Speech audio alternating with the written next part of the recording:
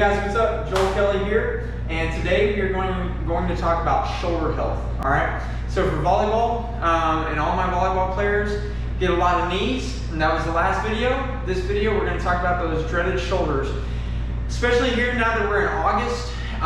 You're going to notice that for you outside hitters or your middles or your right sides, and then for more of my beach players, what you start feeling early on in the spring, maybe late winter, you start feeling feelings of tendonitis, irritation right here. And what a lot of people tell me is that, man, it just really hurts right in here. There's two main culprits that we deal with shoulder pain. There's this front location. It's like a very sharp point, and then there's the back location that's right in here. We're going to deal with how to properly address both of those in this video. All right, so the first one that we're going to do, you're going to take a band. If you don't have one, you can order one off Amazon. You can go to Academy. Really, you just need something that's relatively stretchy. The cool thing about bands is that if they're too strong, you let them out, and now you have a little bit more room. If it's too weak, you grab closer in, and now it's a little bit harder to stretch it. Looking for 50 reps here. So what you want to do, and I'm seated right now, you can do this while you're standing. The reason why I'm seated is because I can activate my glutes. Also, a lot of people have jobs where they're in a desk, and you can grab the band and just start pulling on it. What you're wanting to do is strap in. I like my arms to be, or my shoulders to be right about 90 degrees with my body. And then from here, you're going for a big stretch, little pause at the end, and then right back in. So the goal here is to get to 50 reps. If you can't get to all 50 reps right at the beginning, I would have it and do 25, and then get about to 30, 35, 40, 45, and 50. You're looking for 50 reps to start with. Okay, so the next thing that we're going to do is called the sleeper stretch, okay? This one's gonna be a little bit technical. So you've already done your band pull aparts. The next one that you have is called a sleeper stretch, okay? Now, it's really important in this stretch to make sure that you're not laying real far on your back. Whenever you do that, your shoulder's exposed, okay? And you risk dislocating it if you go really hard. You want to lay down, make sure that your arm and your body are at about a 90-degree angle. You want essentially a square right here. And then you're really going to roll onto your shoulder, okay? This puts your body weight on top of your shoulder, and it stabilizes it. Now pick up this arm. Instead of laying it down, we're going to pick it up where it's about straight up and down. Take your other arm, and then you're going to really pull it in, okay? Instead of pulling it down away from you, pull it down into your body. Now what you're going to notice is that it's going to irritate that spot. You should be feeling it in the back. What you want to do is take it as far as it'll go and then gently bounce with it. Now notice where I'm at right now. If I get 5 to 10 reps in, gentle bounces. Every time I pull down, I'm holding it for about 10 seconds. Gentle bounces.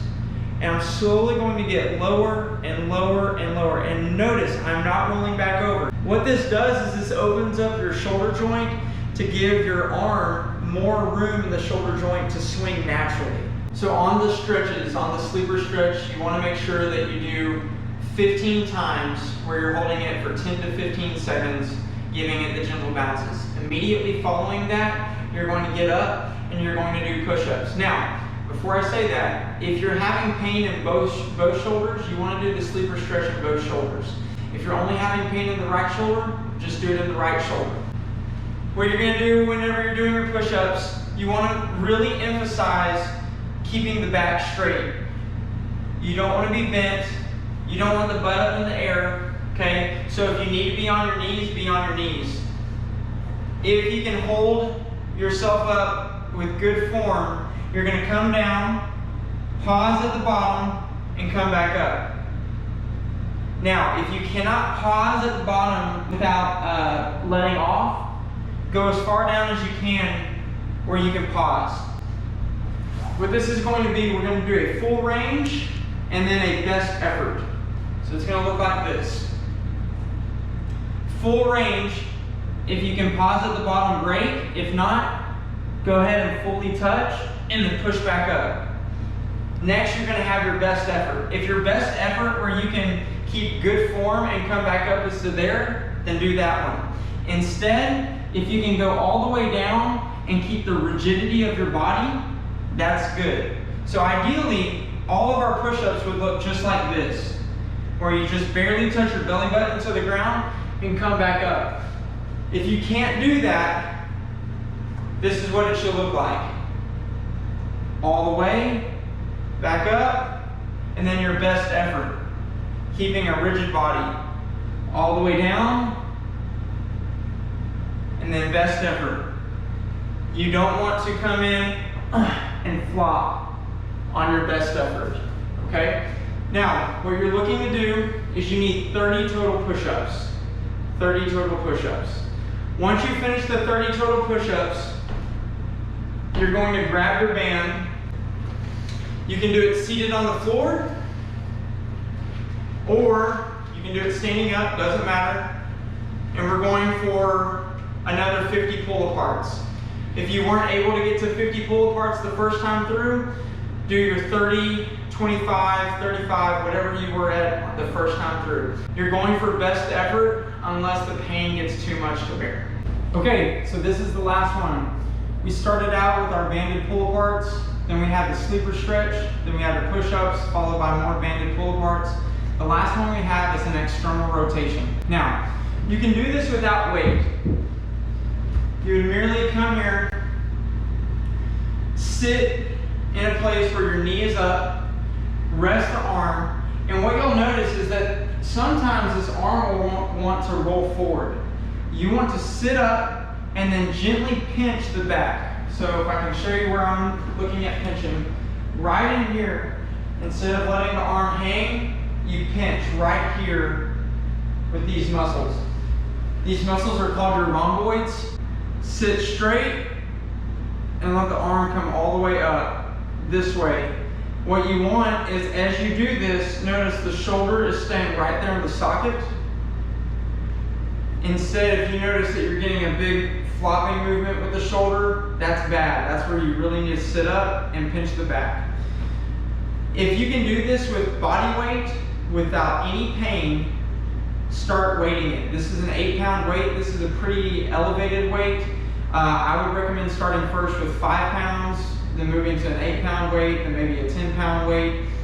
So once again, you're here, you're all the way internally rotated with the hand, with the palm down and the top of the hand up, activating the muscles in the back.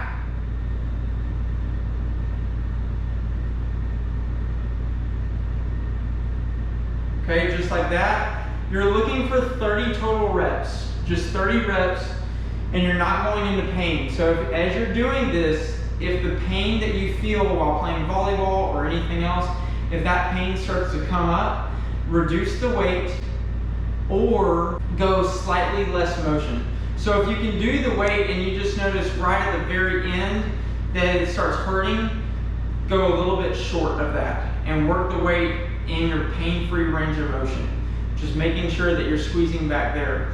If you can do the full range of motion without pain, but once you add weight that hurts, then don't add weight. Do it without weight at first.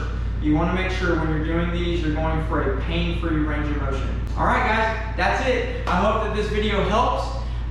This video should be done 3 to 4 days a week while you're in volleyball season. If you're out of volleyball season, you can do it more. You can do it 5 days a week.